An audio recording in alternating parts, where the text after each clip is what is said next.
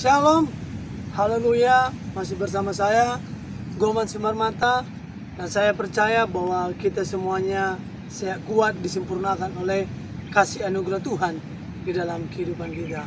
Kali ini saya bersyukur bahwa saya mendapatkan cerita di mana seorang Alek Malau, dia mempunyai prestasi yang cukup baik yang bisa menjadi tambahan bagi kita. Bagaimana kita sebagai anak Tuhan bisa memberikan hal-hal yang baik, hal-hal yang positif dimanapun kita berada, ataupun dimana kita dipercayakan, kita bisa di sana bisa menjadi terang, bisa menjadi saksi, bisa menjadi orang yang begitu Tuhan yakinkan, Tuhan percayakan bahwa kita bisa mampu di sana. Oke?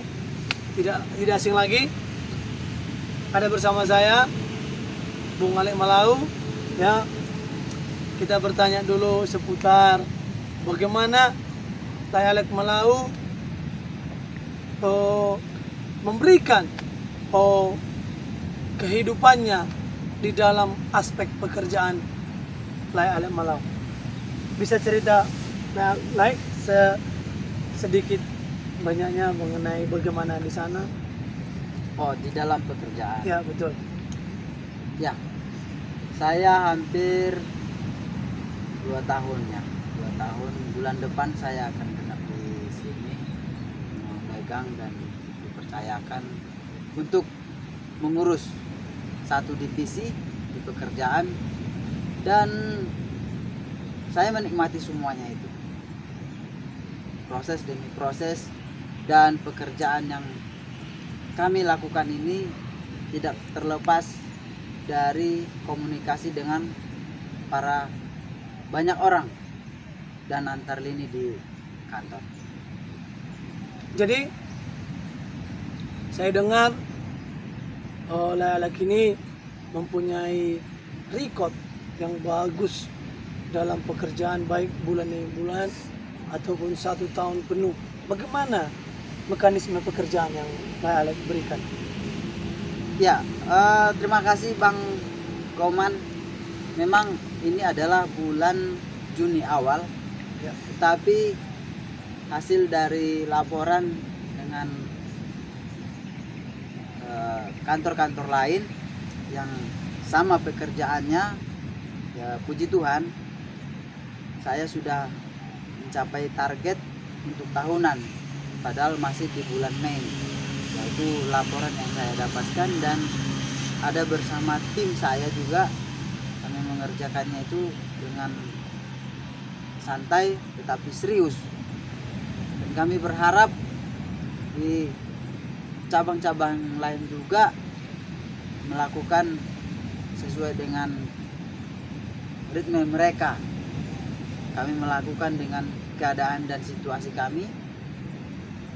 Ya puji Tuhan, inilah kami. Apa yang kami lakukan itu adalah wujud, dan sekarang kami sudah diinformasikan hanya 1 cabang yang mencapai target tahunan ini. Kita tahu kan Bang Alek, ini masa pandemi, ya, masa pandemi, dan dimana Alek juga bekerja di salah satu perbankan, ya. Kita tahu pandemi ini banyak kita mengalami, ya, tidak kesulitan ekonomi lah, bisa kita bilang.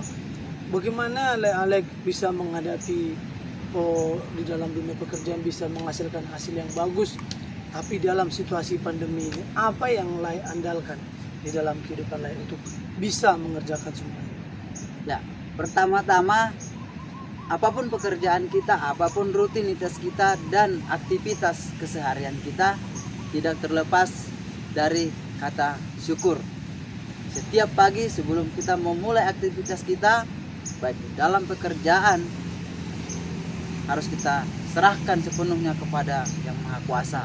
Setelah itu kita melakukan aktivitas kita itu dengan penuh tanggung jawab, dengan penuh disiplin, dan melakukan proses apapun yang diperintahkan oleh pemerintah untuk protokol kesehatan lakukan, apapun yang diperintahkan oleh perusahaan untuk tetap dengan konsisten dan memberikan yang terbaik tetap kita lakukan tanpa pernah bersungut-sungut.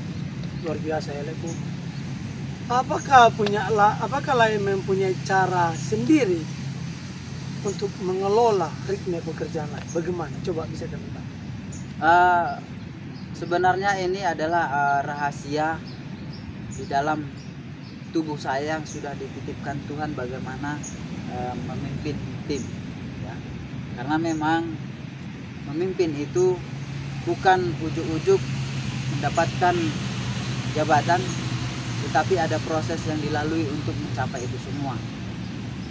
Apa yang saya lakukan ini adalah yang gampang-gampang saja, yang setiap hari dilakukan oleh semua orang dan semua orang mampu melakukan itu. Disiplin dan proses berkesinambungan secara terus-menerus. Kalau boleh saya tahu, kita kan bekerja ada dalam 1 bulan 30 hari. Tapi kita bekerja hanya selama 20 hari. Bagaimana sistem yang Lai lakukan untuk bisa mencapai target? Apakah Lai mau mengambil suatu kesempatan, aku bekerja 10 hari pasti sudah mencapai, atau Lai menggunakan waktu 20 hari itu semuanya biarlah Dengan kerja keras. ya, maksudnya biarlah 20 hari itu berjalan begitu saja, nanti lihat hasilnya aja gitu. Atau Lai punya target selama 10 hari semua sudah mencapai, nanti 10 harinya lagi hanya untuk merapi-rapikan, atau bagaimana tuh? Bagaimana prinsip? Di dalam 1 bulan memang betul ada kita bagi 4 minggu, ya. Di minggu pertama seperti yang saat ini kami lakukan, masih di minggu pertama bulan Juni 2021 kita sudah pergi mengunjungi konsumen kita, dalam artian untuk melakukan negosiasi yang hasilnya ini tentu akan memberikan produksi untuk saya dan tim, tentunya untuk kantor kita. Nah, minggu kedua mengevaluasi kinerja pada minggu pertama. Apakah ada kekurangan dalam penyampaian informasi, atau apakah harus di follow up balik, atau memang harus dieksekusi. Artinya dieksekusi sudah memiliki janji yang hot atau yang bisa untuk dilakukan di minggu kedua. Nah, masuk minggu ketiga. Dalam minggu pertama dan kedua sudah kita lalui, di minggu ketiga itu kita lebih konsen dan fokus. Karena minggu terakhir itu merupakan minggu-minggu genting, di mana semua konsumen itu akan didatangi para penagih, dan marketing juga akan melakukan penekanan pada konsumen dengan melakukan semua hal. Jadi kita harus padatkan di minggu ketiga. Kita anggap minggu ketiga itu adalah minggu terakhir dalam bulan berjalan. Nah, ketika minggu keempat, di situ hanya tinggal penekanan apakah dia melakukan pembayaran atau melakukan negosiasi ulang untuk bulan depan. Tidak lagi melakukan pendekatan dan melakukan rutinitas seperti biasa. Luar biasa. Kita tahu kan Lai Alek adalah seorang pemimpin salah satu divisi dan pasti mempunyai rekan-rekan kerja di bawahnya. Bagaimana Lai membangun suatu hubungan bagi mereka? Apakah ada batas-batasnya atau Lai menganggap mereka itu keluarga? Bagaimana? Bagi saya rekan kerja adalah partner. Saya tidak bisa mencapai target tanpa mereka. Nah, mereka adalah teman kita dalam bekerja dan mencapai apa yang sudah kita sepakati. Tim. Saya berikan kepercayaan kepada mereka karena di luar kantor mereka adalah saya dan mereka menjadi dirinya sendiri juga. Ada 2 yang harus mereka jaga. Nah, di sana mereka memberikan keputusan sesuai dengan apa yang saya arahkan. Nah, setelahnya baru saya evaluasi. Jadi semuanya partner. Jadi jika tidak sesuai seperti yang Lai perintahkan atau Lai beritahukan kepada teman rekan-rekan kerja, bagaimana cara lain mengatur emosional lain kepada mereka?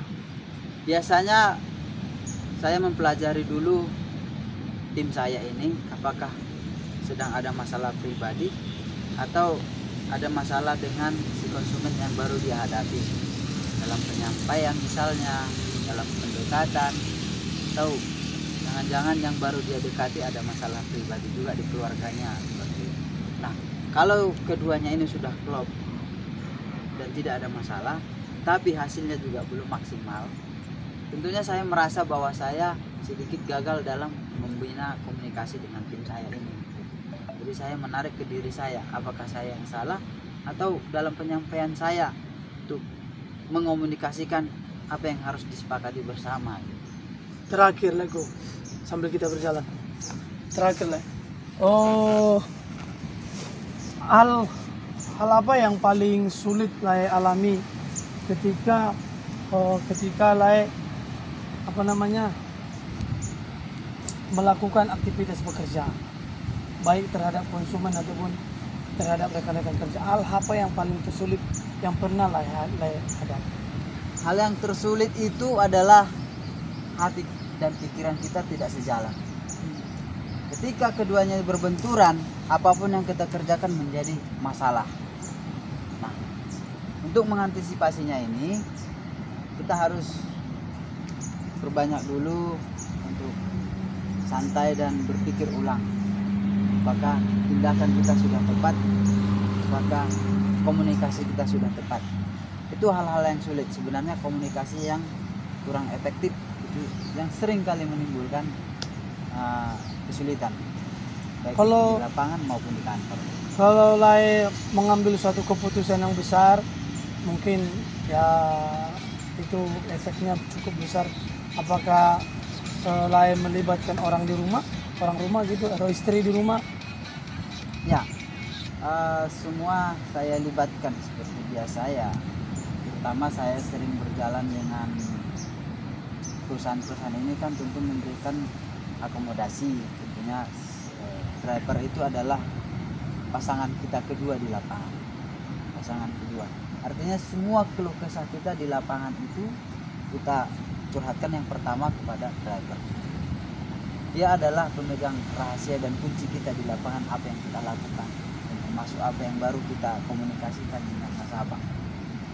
Kemudian kita bertukar pikiran mengenai tim. Dengan siapa tadi saya menyampaikan informasi ke si A, si B, si C, apakah sudah nyambung, itu saya komunikasikan dulu dengan seorang driver. Dari dulu saya memegang prinsip itu, karena bagi saya driver itu adalah orang kepercayaan saya. Ya, kalau memang tidak cocok, saya ganti driver yang ini ke yang ini gitu. Sejauh ini semua orang yang saya anggap driver yang terus mendampingi pekerjaan saya itu masih dapat dipercaya. Kemudian melibatkan orang rumah